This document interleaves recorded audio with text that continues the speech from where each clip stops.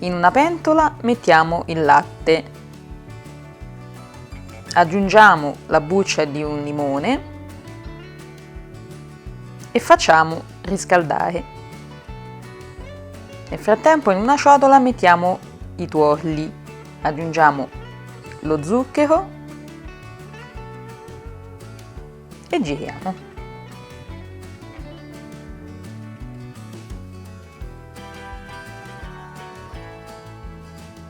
Aggiungiamo la fecola di patate.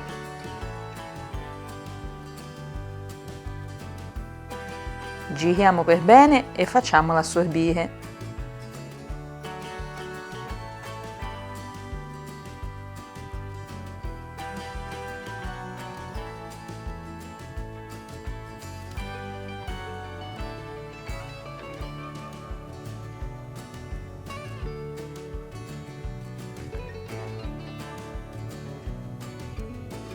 Quando il latte sarà caldo, togliamo la buccia del limone.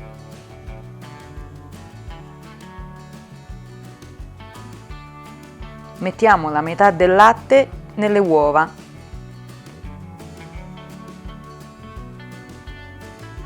Giriamo per bene.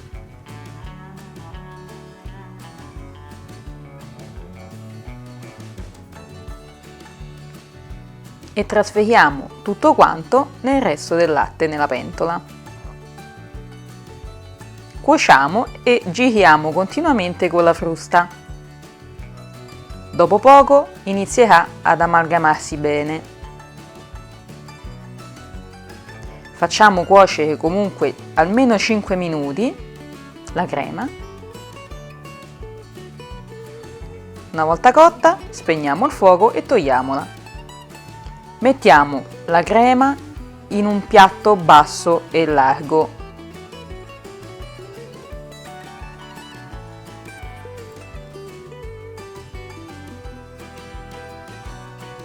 Copriamola con la pellicola alimentare e mettiamola bene a contatto con la superficie della crema. Questo eviterà di formare la pellicola sopra.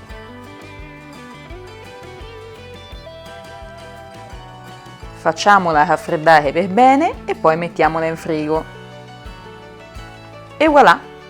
La crema è pronta per essere mangiata così o per farcire qualcosina.